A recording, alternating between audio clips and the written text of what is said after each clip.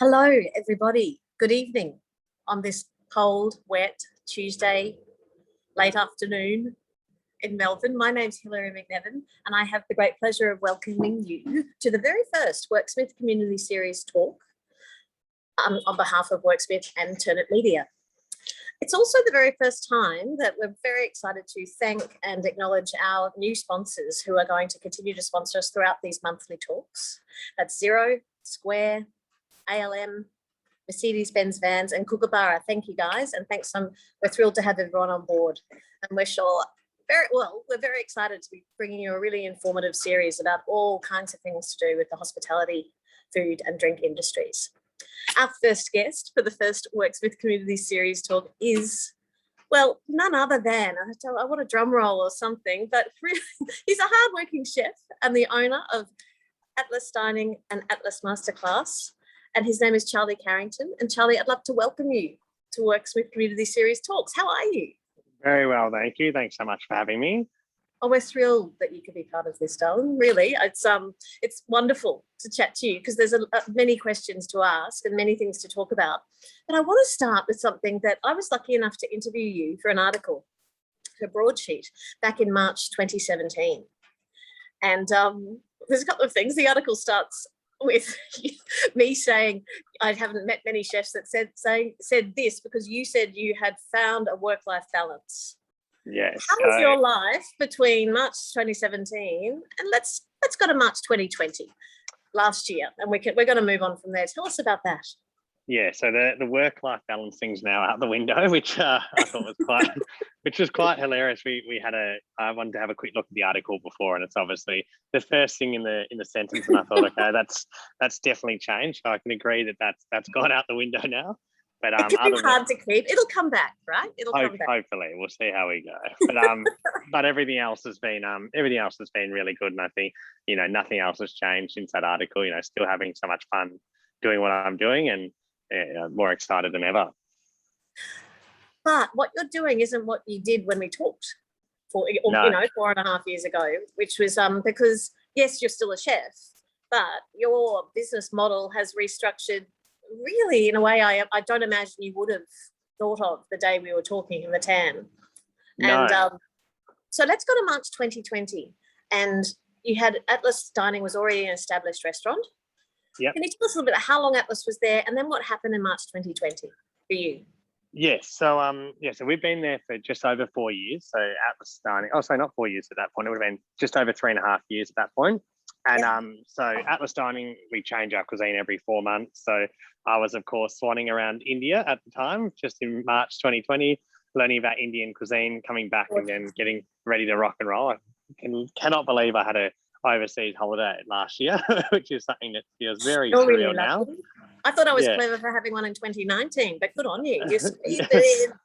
Really got in by the skin of my nose. But so we got back, and I think that time was it was really annoying because obviously it was getting back, everything was getting very hairy very quickly, and people were actually starting to panic because I was prior to that I was thinking, we've heard these sort of things happen before, but it never happen here and all those sorts of things. And then it started to happen here. We think, okay. So, so for us, it was a very frustrating time because it was more you started to get all the cancellations, everyone starts to panic a bit. So you start to panic a bit and think, what do we do? What do we do? We decided that our restaurant, being a restaurant that's always been led by experience, we just couldn't do something like takeaway for us. Just wouldn't have worked. And I think our restaurants, when people come in, we want to sort of transport them to another country. And I feel if we had just done our current menu but as takeaway, I don't know if it would have really done that. So I was talking to my girlfriend and saying what I think, and she sort of I remember she sent me this message saying what would you do? Sorry, I'm sort of saying, what should I do? I don't want to do takeaway. She wrote this long message about, what about this, call it the Atlas Masterclass, and basically wrote the whole thing for me. And I, of course, quite arrogantly at the time thought, oh, well, not a very good idea, and slept on it. But the next morning I woke up and thought, well, I've got nothing better to do. So I just put up an Instagram post. I made the first logo myself, which is very, very bad because I'm not good at graphic design. And we just sort of kicked off, and it was really like, you're right. I was like, I just wrote like the Atlas Masterclass, and then it was like class begins. I think it was like April 4th or something on there. And then a spiel about like how we're going to send a box of ingredients. There'll be videos, there'll be, everything, everything that you'll need to basically cook dinner for you and your family for a few nights.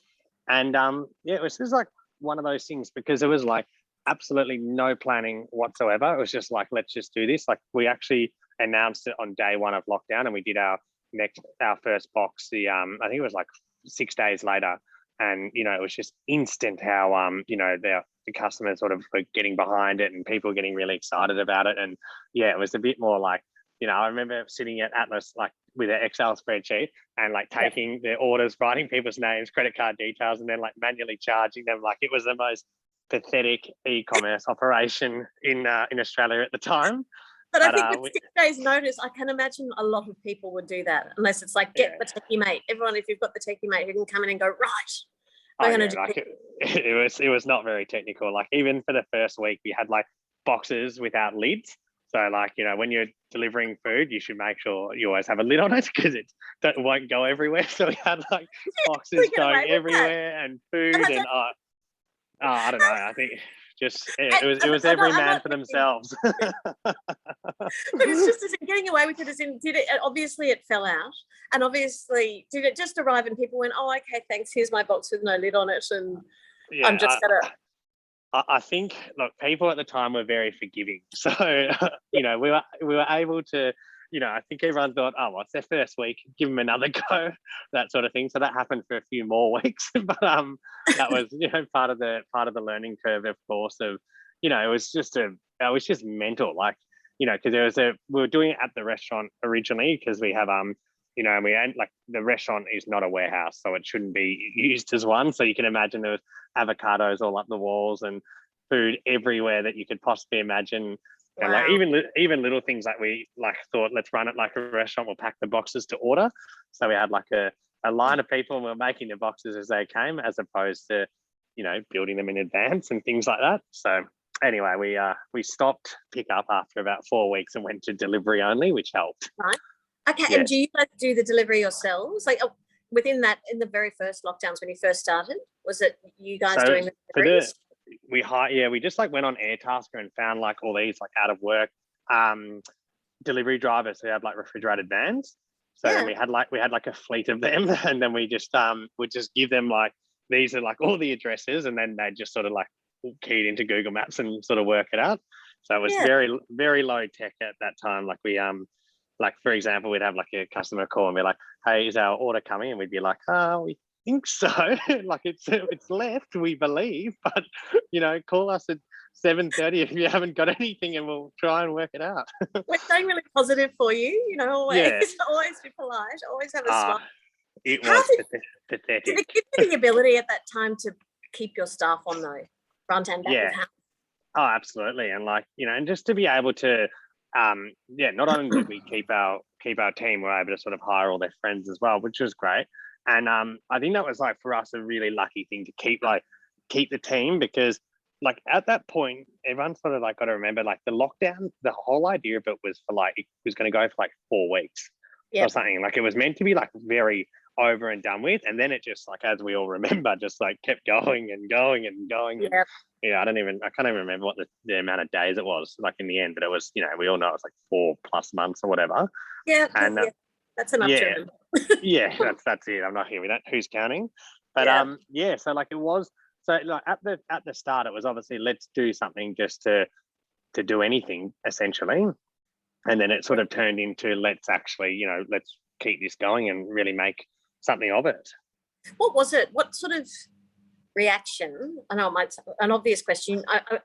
Did you have regulars at first that supported the idea that grew from there? Because at some point you must have said, hang on, there's something in this, we need to keep going.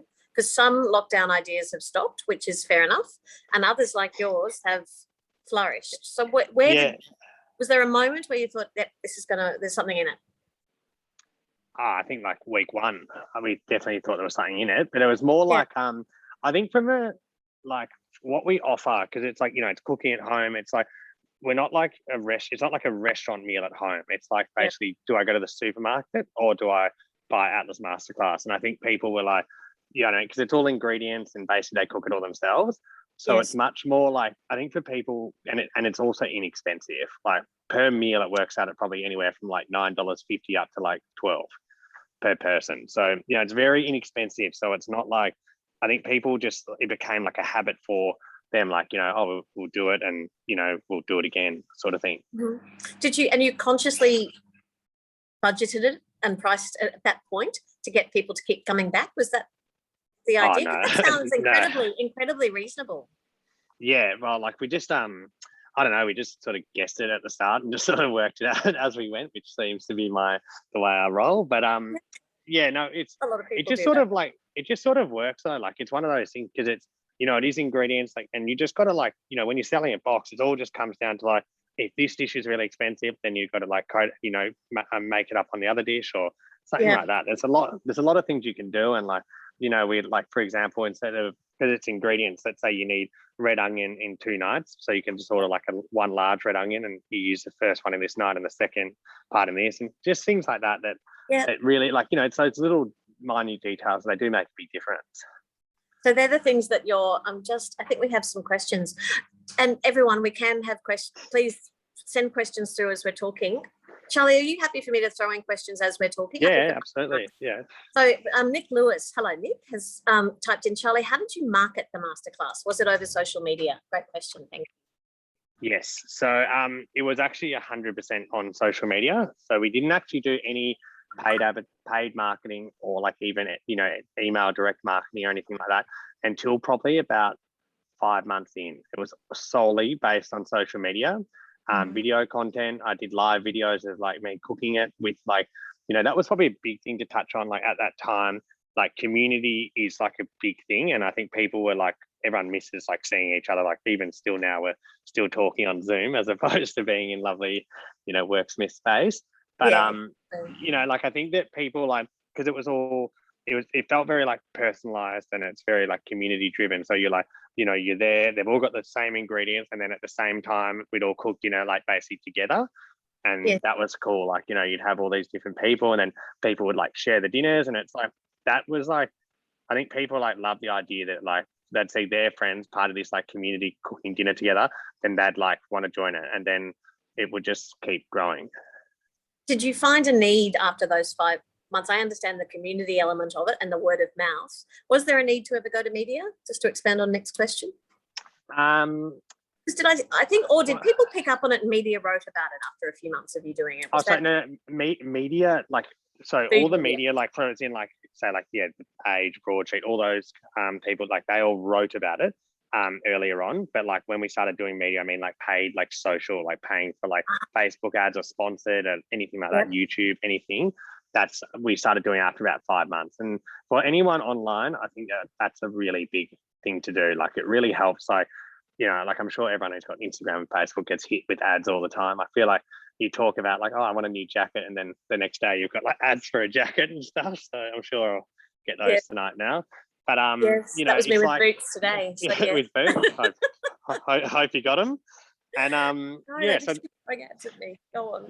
So that's sort of those ads. They're like, they have been really helpful, especially like to grow to like, say for example, you like might acquire a customer in a certain area, then they'll like tell all their friends, but then you might not have anyone in this certain area, but then if you get one person with the ad, then they might start telling their friends. Like I did find that it's a great way to like get introduce a lot of people who didn't know the brand. Like Atlas, like the whole masterclass was built off the back of the brand of the restaurant, but I think that the Atlas Masterclass probably has a bigger, stronger audience than the restaurant now. Tell me, if we can keep talking about the social media advertising for the moment, what did you do different campaigns to different streams, different platforms, or the same ad? So say like with Instagram, Facebook, you do slightly different wording or different images, anything like that? like the company that we work with, they do play around with like a lot of things, but like the most effective ones are just, I think, like for us when it was changing the cuisine each week. So like, you know, a big point of difference we can talk about is that, you know, would you like to travel here this week? You know, and then we can have some travel photos so people like, it grabs attention, I think, and it's a great way for people to think like, oh, I actually would love to eat some Chinese food this week, and then, you know, they click through from that in that way. So because we're always changing, like every single week with the masterclass, we do a new cuisine. So then people will be like able to sort of go, oh, I'd love to try the Chinese menu, or they might see another menu and go, oh, that's maybe not for me. So they might skip it. And wait till the next one. How far ahead do you let people know what's coming in the masterclass? Probably about 5 weeks. Yeah, we usually have about 5 weeks up on the website. Like, to be honest, like when we started, it was probably like we were lucky to have the next week on the website because it was just so unorganized. Yeah, it's just like just order it. We promise you it will be something. Yeah. Got another. Oh, okay. Brett Fisher. Hi, Brett. Another question, Charlie. If lockdown finishes and you can fully reopen, will you keep your masterclass as part of your business along with the restaurant? Yeah, definitely. Like I think that for us, it's like what I love the most about the masterclass is like Atlas being a fine dining-ish restaurant. Like, you know, it's premium, but it's like, it's not an expensive, necessarily overly expensive place, but it is, you know, we do like to put a lot of quality and effort and attention to detail into what we offer. So like from that, I would say our clientele, you know, sort of anywhere from, I don't know, my age up to much older. And, you know, we never would have like family or kids and things like that. Where with the masterclass, like we have like families who will order it every week, and they're like, say, 12-year-old son or daughter would cook for their family using these recipes in the box and that sort of thing. So like it's an amazing way for us to like really tap the other side of the market that we'd never see. Like, because, you know, a lot of families, especially young families, you know, I don't have any kids or anything, so I can't really talk, but I can assume it's hard to get out to every restaurant you want to go to. You know, you're busy, you've got, you know, school pickups or whatever you have to do. So I think that like it's a great way for us as a restaurant to be getting our like brand into people's homes and still offering something that's great, but it is very affordable too. So in the long version to that question is, yeah, I definitely will keep it going. Because it has kept going since March last year. Is that right? You kept it going when we've been open. Yeah, we've been open. We've been open. I think, how many times have we been open now? 3 or 4 reopened, and 3 or 4 times, something like that. So, but yeah, we've continued going, and like, you know, like the first time, look, managing 2 things at once was very hard.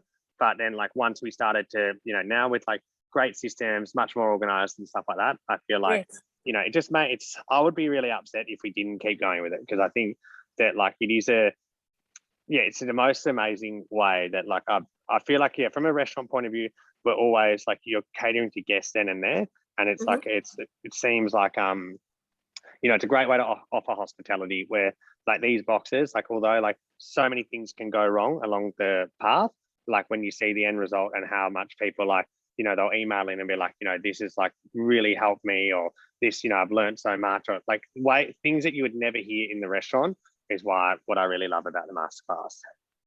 That's great. I have more on that and the sort of how you've grown. But another lovely question from Nick Lewis. Thanks so much, Charlie. Great to know about your social media. He asks, did people sign up to get your menus, or do they just keep an eye on your socials?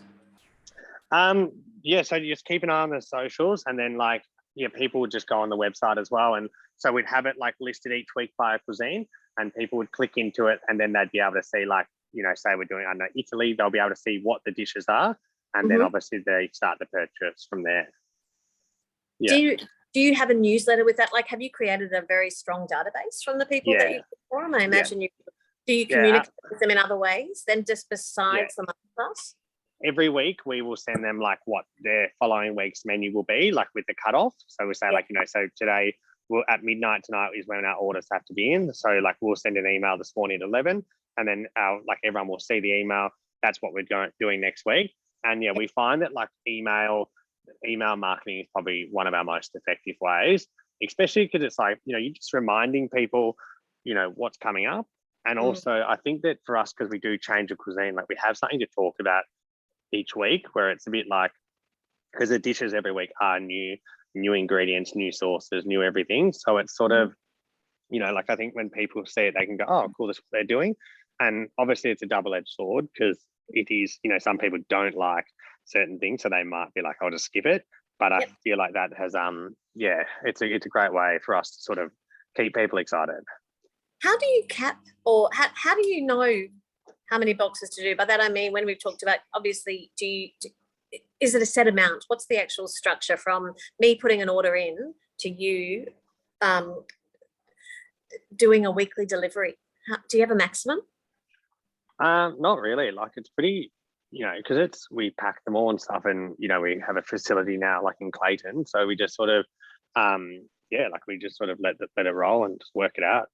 Like, it's a lot of like preemptive work though. You know, you've got to sort of like tracking it as you go, sort of looking at how many orders you've got, how to, you know, what you need to produce. So it's a bit of like thought goes into that sort of stuff. But honestly, like an Excel spreadsheet, and just sort of being like, you know, obviously you have the recipe in there, you know, and then as we key in the numbers, all the other numbers will change, and before we just basically placing orders and really, you know, working out our production schedules and what we need to make.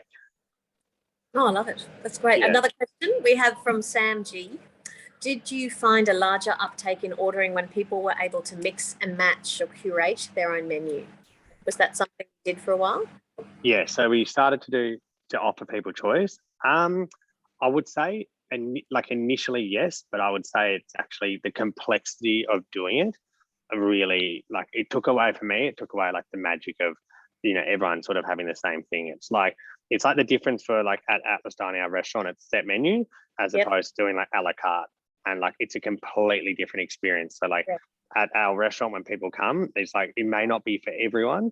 If we, you know, not every dish everyone's going to like, but they all have to have it and have to try it. So but I feel like you can offer a really like refined experience when you offer choice. Like, say if someone chooses the 3 things, it's like, I don't know, they might, you know, it's not the same.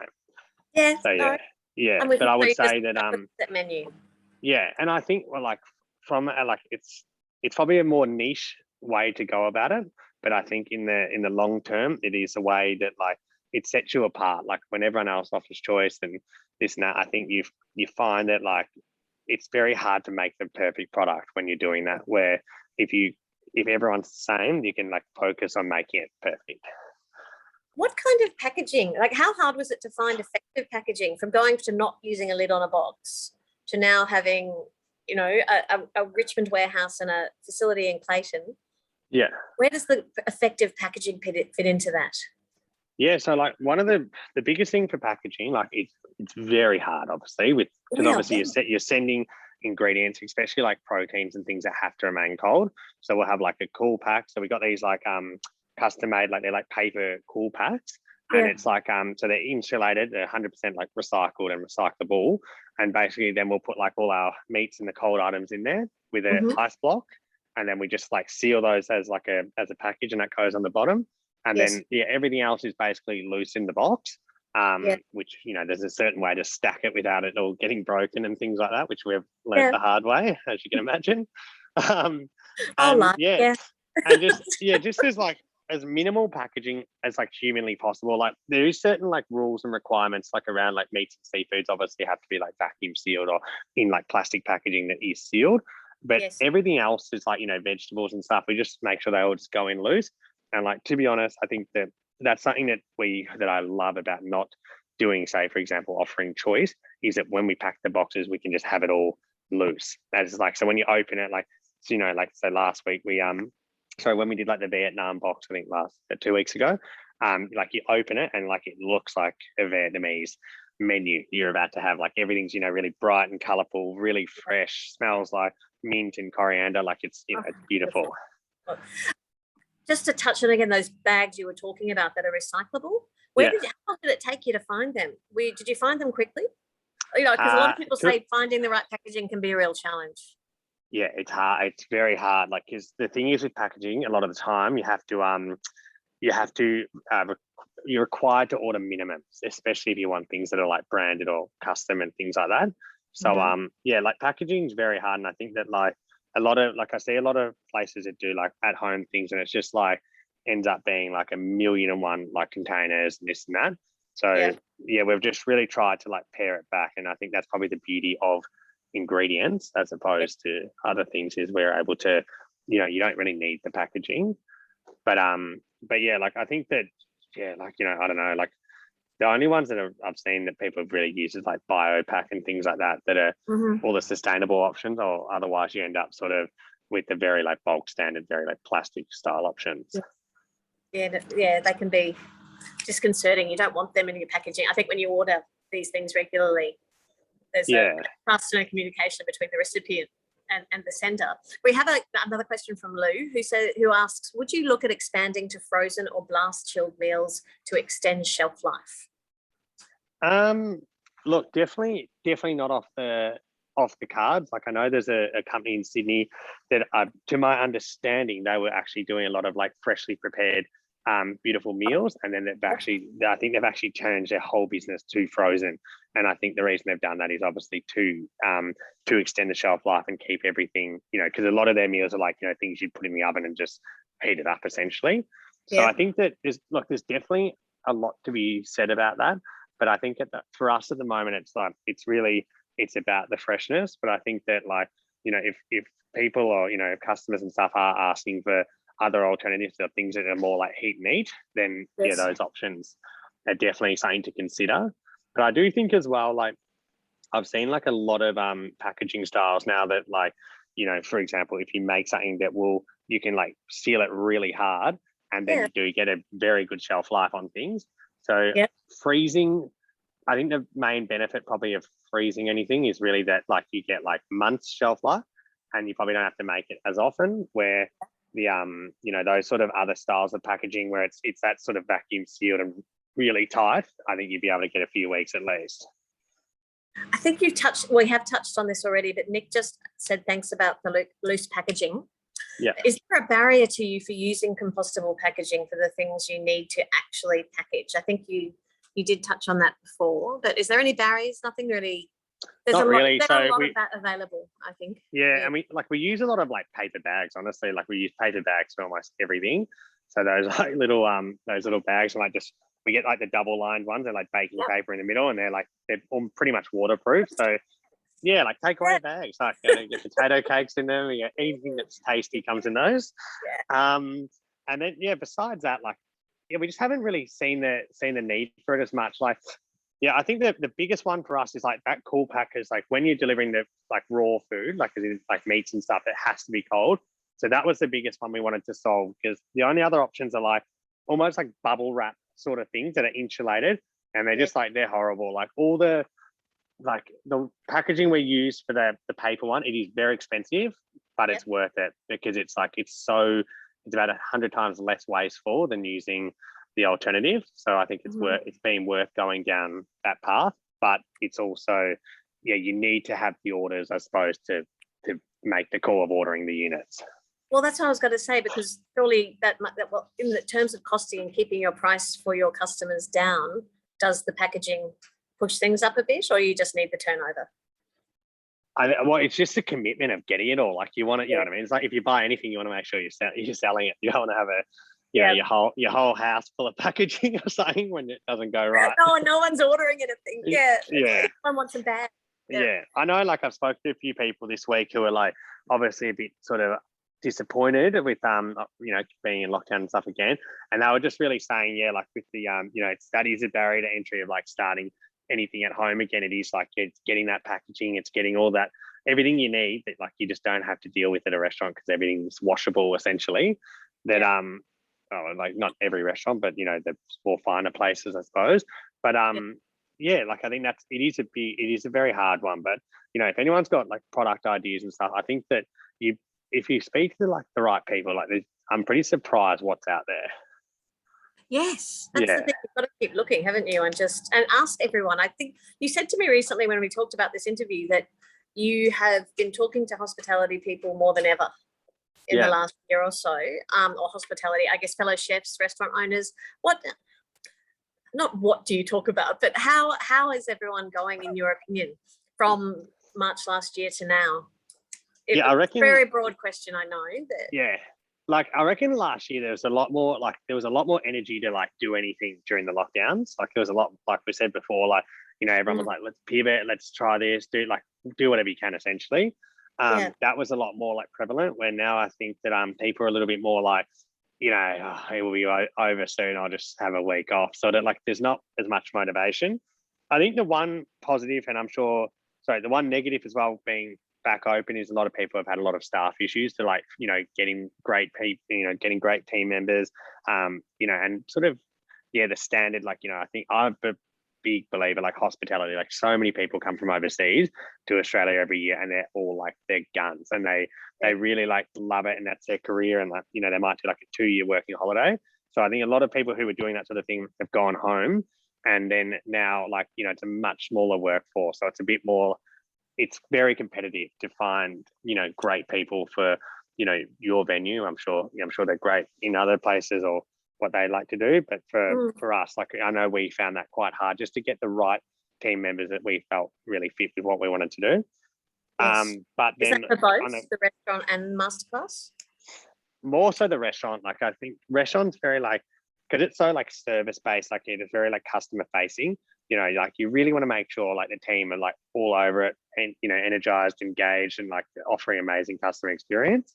Where like with the Masterclass, a lot of it, it's a lot more digital. So you have that, you know, you're hiding behind a keyboard essentially most of the time. So it's a lot easier to, and also you can sort of work at your own pace. Like it's not like you're mad dash to get ready for service. It's a bit more like, you know, trying to be as active as possible, but you can, you know, if you don't respond in 5 minutes, it's okay. Yeah, but I think the one positive though is like restaurants, and I'm sure a lot of people would agree, have been like busier than ever. Like people are desperate to go out.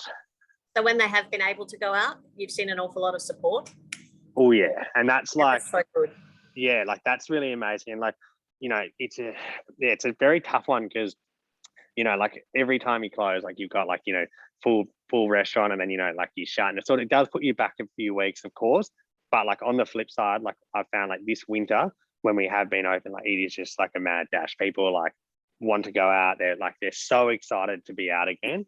So I hope that doesn't change. Like, you know, that's the one great thing I've seen from COVID. Like people have been, I don't know, they're just like, they're out. They're like, yes, I will drink more wine. Yes, I will eat everything on the menu. Yes, I will enjoy, you know, like they're energized. I'll have dessert. Yeah, bring the cheese plate. That's it. Absolutely. So I think that's a cool thing. Yeah.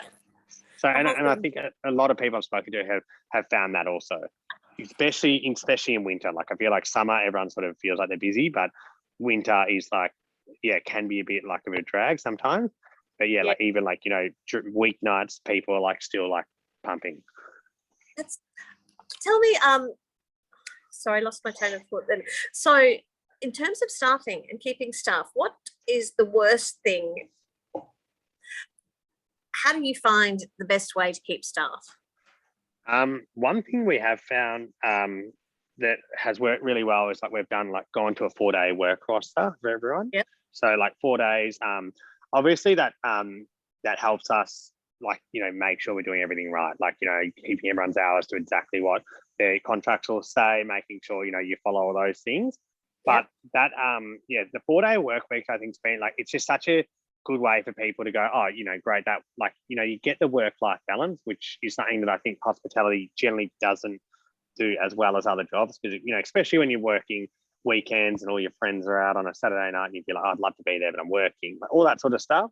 So being the 4-day roster has been a great one. And I think like just trying to keep people like excited, like, you know, we, you know, get a wine supplier in, and, you know, a wine supplier would talk to all our team about, you know, their portfolio that they're, you know, want to show off, obviously, and then which in turn leads to, you know, them selling more to the customers and then higher sales. So it's all those sorts of things as well, of like getting people, just keeping their like energy and motivation, I suppose, alive, and teaching them and things like that.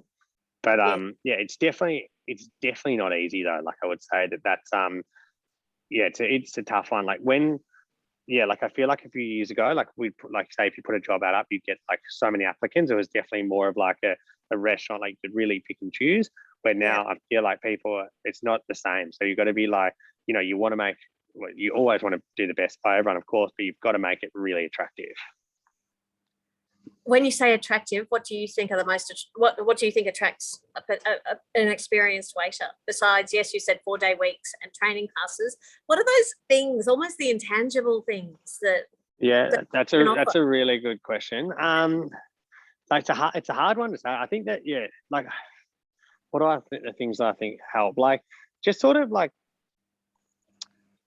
that's actually a really hard question, because it's not as like simple. I think that like, you know, for example, like having good systems, I think that's been one that's helped with us, is like, you know, systems that people feel like they can understand and they can like, you know, give input to and like help, you know, move the place forward, like all those sorts of things. I find it always but I suppose that's like just a good management principles, I suppose. And like, and just, I think that learning as in, you know, like them learning more about, you know, say for example, when you have a great waiter, like if you can get them to learn more about a region of wine they don't know about, it's always like such a plus, because they'll be like, this is great. You know what I mean? Feels exciting. I think also, I would imagine joy comes from the top as well. If you're joyful about you, and I know I'm stating the obvious, and you know, but if you're joyful about your work, and that feeds down through your whole team, front and back of house, I imagine. So if you're definitely worried, and which people must be at the moment. So while it must be hard to find staff to keep them, if you're really stressed about your own business, but you need some staff to help you, would you have any tips on how to manage that? I reckon like just honestly just being honest with them, or like just saying like, yeah, this is the reality. Like, you know, I think even for us, like the last, you know, like we had that lockdown a few weeks ago that just like deflates everyone's spirits, and then you have another one like now, and it's just like, you know, it's just saying to everyone like, you know, here's a drill, let's, you know what I mean, everyone just sort of do whatever you can. Like, you know, I've got my head chef in there painting the whole restaurant today, and like, you know, all those things, like, you know, let's just do that. When, you know, we do like you know, give everyone sort of like food and wine, take home everything you want, but I think that like telling the team the truth and saying like, you know, this is sort of where we're at. And I think then, because people are really motivated to help, I think people like, if they can't guess if, you know, what's going on, they have to, you know, if you say this is a reality, and then I find that people really actually want to help. I really like that. That's so true. It's about communication is everything, isn't it? And it can be really hard to say I'm struggling, or the business is struggling and I need you to do this to help us. Yeah. But it is so important. Charlie, I think that like people know though, like people know it's that hard at the moment. Yeah, it is. It's just hard across the board. Could you, before we went live, you showed me where you were standing, which is where you do the Masterclass. And I was wondering if you'd mind showing everyone who's watching what you've, is that okay? Yeah, definitely. Like, so this little Atlas kitchen over here. Yeah. This is where we like test everything. And so where I'm standing now, I'll turn the computer around, this is our kitchen here. So we have like all our, this is sort of like where we film all our videos and stuff. And then we have our photo section over there. And then we have our office and stuff over here. So it's sorry. So how have you built that thing? Yes, can you say, here we are. How have you built, how did you start structuring that? When did you say, okay, we need to get in a warehouse in Richmond for an office and a test kitchen? So like in November last year, it was just like, you know, as Atlas was, the restaurant was starting to reopen again, because we were originally doing a lot of our like testing and stuff there, because we have a just awesome kitchen for it. And then here we said, well, like, you know, let's get a bigger space. And, you know, it is expensive, like when you have a space. So I feel like it's, you know, we wanted the square meterage. We wanted something that is big, so we could have like our little kitchen here, because we plan on doing like live cooking classes and things like that as well here. So we just thought, let's just take this, and just like, because it was like coming out of COVID, I said, you know, we want to just get a short-term lease and just sort of, you know, to confirm that it will continue on. And but I think it's been really awesome. And I love, like, it's great, you know, because obviously I've been a chef my whole life and always worked in a restaurant, and it's really nice to like work in a bit of a different environment and trying to, like, you know, I think still instilling the same standards and energy and effort that we put into it, but also like, I feel like you can do so many things in this space as opposed to just a restaurant. Is it hard to film your masterclass? I mean, obviously at this stage you've got a routine, but what do you use to film the masterclass? So yeah, we just like literally a couple of lights and a camera. We just learning how to do it. I used to work a lot with like I'd get professionals to do it, and then we just found that like it was actually easier. Like even as well without camera, like we used to have a professional people to do it. Now we just do it all in house. It's been like learn how to use the camera, and then can we do a lot of step-by-step recipe cards and things like that. So it's just like so time consuming, and I found that like if we can learn to do it, then it's something we can do all the time.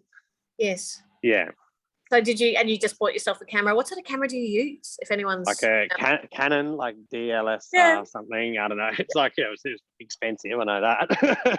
But no, you got the invoice, awesome. Didn't you? Yeah, got the invoice. but also like learning to do that, like even for us, like like we used to say, like when we started, like we come up with all the dishes, we get a photographer in, and it was like a mad dash to like get all the photos done, because you might have 20 dishes to shoot and you've got to like make them all, and it's just madness. Where now, like if we come in, we'll be like today we tested our Thailand box, which is an upcoming menu we're doing. So it's like cool, we created like the 6 dishes, and then at the end we like get the dishes. We can take like professional photos then and there, and it's like it's just a much like sharper way to work. And I think that for us, like it's an amazing skill to like see, like my food photography skills are 0.01% of an actual food photographer, but like to get the right equipment and the right sort of software and start to like learn the skill has been really, really cool. Oh, that is very cool. Well done. Yeah, no, it's been great. We have another question. I think we have only about 5 minutes or so to go. And time's flowing. I know, hasn't it? You and I could talk for a long time, though. We knew we were there.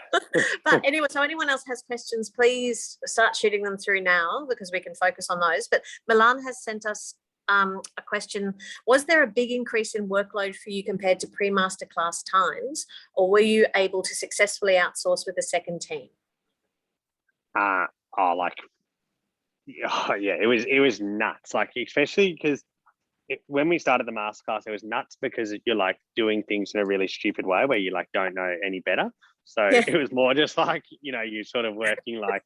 It's so nice to hear that though, because everyone's like, "Oh, it's so amazing," but you're just going, "Go on." No, it was like a 20-hour days and things like that, where like finish at like 5 a.m. and then like everyone's coming to pick up their boxes at like 11. We're like we haven't even started getting organized. So it's a lot of those sorts of things. But once we got through that initial run, and then like once the restaurant reopened, because then the whole team from the masterclass basically went back to the restaurant, and then we have a whole team for here now, and it's just like it's become a lot more organized. Like it's like, so I feel like the time, like I definitely work very hard, and I try and work at least Monday to Saturday just to because there's always something happening. I always do masterclass during the day and then the services at the restaurant at night, so Wednesday to Saturday.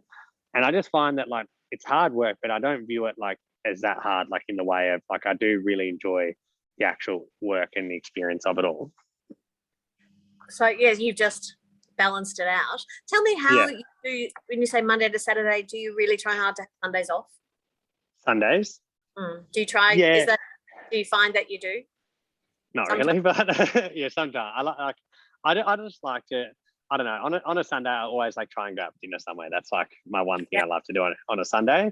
But I don't know. Like it's the thing is like with the work, like it's like in the restaurant, it's like it's a service, so it's like quite like fast paced. You're talking to a lot of people.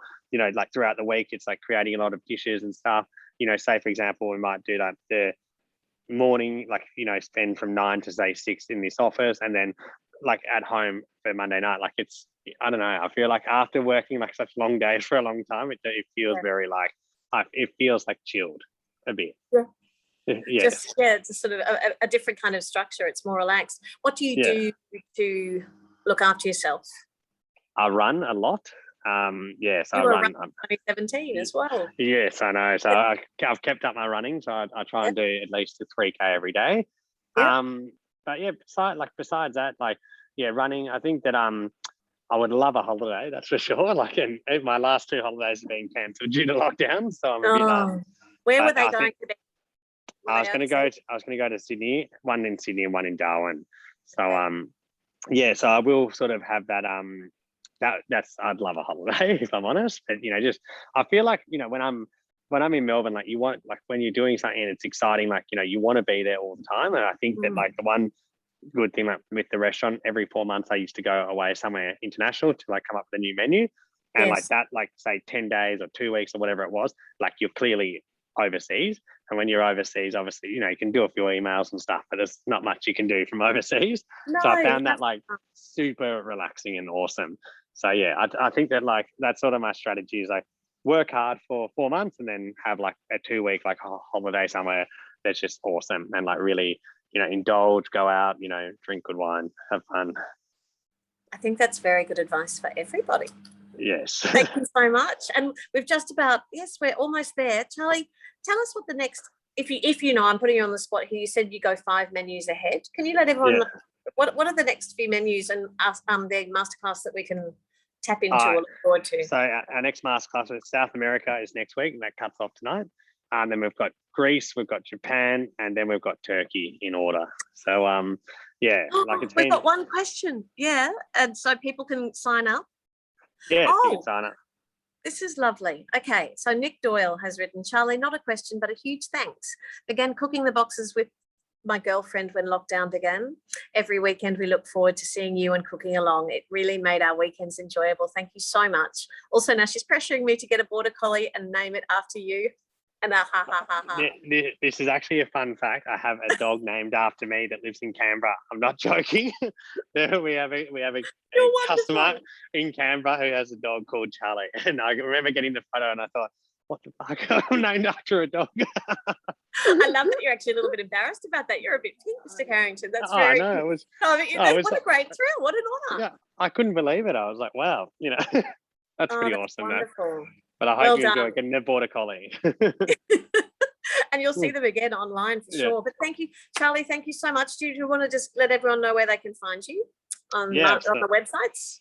Yeah, absolutely. So I'm Charlie Carrington. Thanks so much for today. And Atlas Masterclass is our website for our at-home delivery boxes, and then Atlas Dining is our restaurant where we hope to serve you soon, hopefully from next Wednesday. Yes. I'm going to say yes. Let's do that. But thank you. Keep thriving and keep going, because what you're doing is really wonderful and very, very special.